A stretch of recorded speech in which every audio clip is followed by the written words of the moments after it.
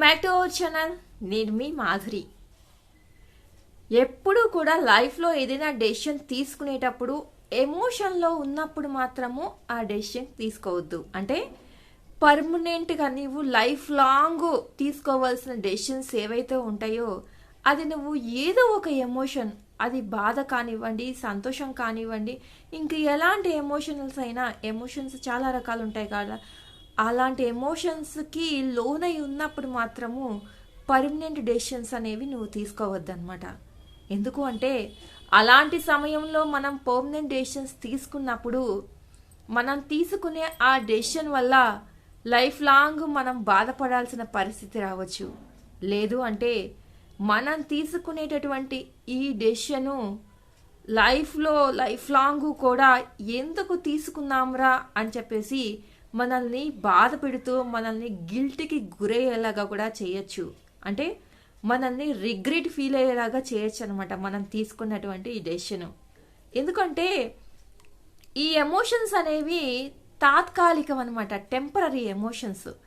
అంటే permanent emotions కొన్ని ఉంటాయి, టెంపరీ ఎమోషన్స్ కొన్ని ఉంటాయి. నేను చెప్పేదంతా కూడా ఈ టెంపరీ ఎమోషన్స్ ఉన్నప్పుడు తీసుకోవద్దు అని చెప్పేసి. పర్మనెంట్ ఎమోషన్ అంటే తల్లిదండ్రులకి తన పిల్లల మీద ఉన్నటువంటి ఎమోషను పర్మనెంట్ ఎమోషన్ అనమాట. టెంపరీ ఎమోషన్స్ ఉంటాయి, మనకి వచ్చి రాని ఏజ్లో ఇన్ఫాక్చుయేషన్సే లవ్ అని అనుకొని ఫీల్ అయిపోయి అలాంటి ఎమోషన్స్లో ఏదో చేసేయాలి ఇంకేదో అని చెప్పేసి రకరకాల డెసిషన్స్ పిల్లలు పక్కదో పట్టించే డెసిషన్స్ తీసుకుంటూ ఉంటారు. అలాంటివి టెంపరీ అనమాట, మూడ్ స్వింగ్స్ అంటారు అనమాట వాటిని. సో అలాంటి ఎమోషన్స్ పర్మనెంట్ ఎమోషన్స్ కానే కావు. అలాంటి డెసిషన్స్ ఏదైనా తీసుకునేటప్పుడు నువ్వు నెక్స్ట్ వచ్చే కాన్సిక్వెన్సెస్, దీని పరిణామాలు ఏంటి, నేను తీసుకునే ఈ యాక్షన్ వల్ల నెక్స్ట్ వచ్చే పరిణామాలు ఏంటి, ఎలా ఉంటాయి, అవన్నీ కూడా ఆలోచించుకోవాలి. ఖచ్చితంగా మనం తీసుకునే డెసిషన్స్ మన భవిష్యత్తుని నిర్ణయిస్తాయన్నమాట. అలాంటప్పుడు ఆ డెసిషన్ ఎలా ఉండాలి? ఖచ్చితంగా మనం తీసుకునే డెసిషను లాజికల్గా ఉండాలి. మనం తీసుకునేటటువంటి డెసిషను రీజన్ పర్ఫెక్ట్గా ఉండాలి. మనం తీసుకునేటటువంటి డెసిషను మన ఫ్యూచర్లో ఎప్పుడూ కూడా మనం ఎంత మంచి నిర్ణయం తీసుకున్నామో ఆ రోజు ఆ నిర్ణయం తీసుకోకుండా ఉన్నట్టయితే ఈరోజు ఇంత మంచి లైఫ్ గడిపే వాళ్ళం కాదు కదా అన్నట్టుగా ఉండాలి. మనకి మనమే థ్యాంక్స్ చెప్పుకునేలాగా ఉండాలి. ఇదంతా జరగాలి అనంటే, కరెక్ట్ డెసిషన్స్ మనం తీసుకోవాలి అనంటే అసలు ఏం చేయాలి? ఇలా ఎమోషన్స్తో ఉన్నప్పుడు డెసిషన్ మేకింగ్ చేయాల్సి వచ్చినప్పుడు గట్టిగా లాంగ్ బ్రీత్ తీసుకో బాగా. అప్పుడు థింక్ చేయి. నీ ఇన్నర్గా ఉన్నటువంటి నీ ఇంటెలిజెన్స్ మొత్తం, నీ జ్ఞానం ఏదైతే ఉందో దాన్ని అంతటినీ కూడా ఒకసారి ఉపయోగించు.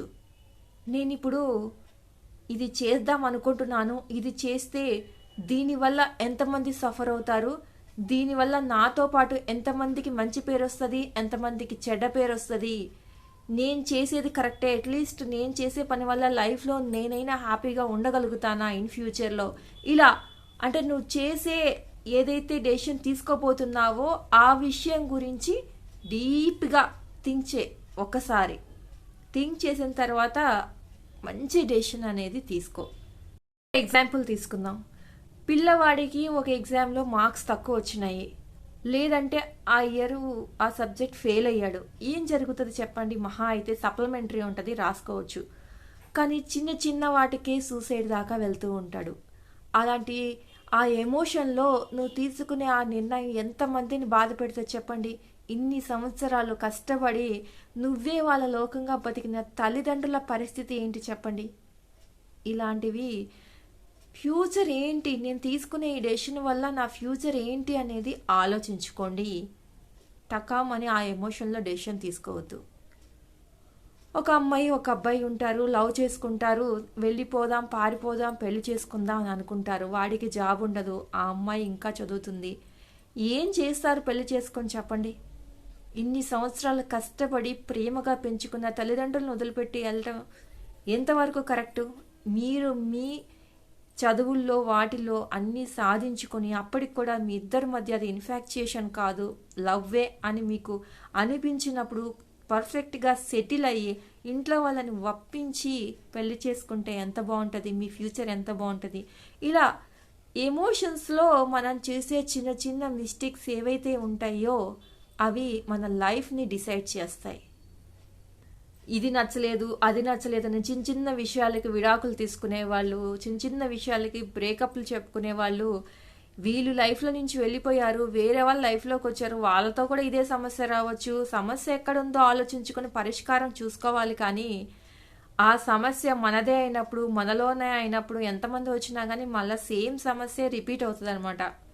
కాబట్టి ఎలాంటి ఎమోషన్స్ ఉన్నప్పుడు మాత్రం డెసిషన్స్ తీసుకోకండి. ఎమోషన్స్ టెంపరీ, ఎమోషన్స్ పర్మనెంట్ కాదు. ఇప్పుడు ఈ రోజు ఉన్న ఎమోషను రేపు ఉండొచ్చు, ఉండకపోవచ్చు. అదే ఎమోషన్ ఉండకపోవచ్చు అనమాట. ఎమోషన్స్ మారచ్చు. కాబట్టి ఎమోషన్స్ కోసము లైఫ్ని స్పాయిల్ చేసుకోకండి. ఓకేనా? ఇదండి ఈరోజు వీడియో కనుక నచ్చితే లైక్ చేయడం మర్చిపోవద్దు. మరిన్ని ఇలాంటి వీడియోస్ కోసం వెంటనే ఛానల్ సబ్స్క్రైబ్ చేసుకొని పక్కనే ఉన్న బెల్ ఐకాన్ ప్రెస్ చేయండి. అప్పుడే డైలీ నోటిఫికేషన్స్ మీ దాకా వచ్చేస్తాయి.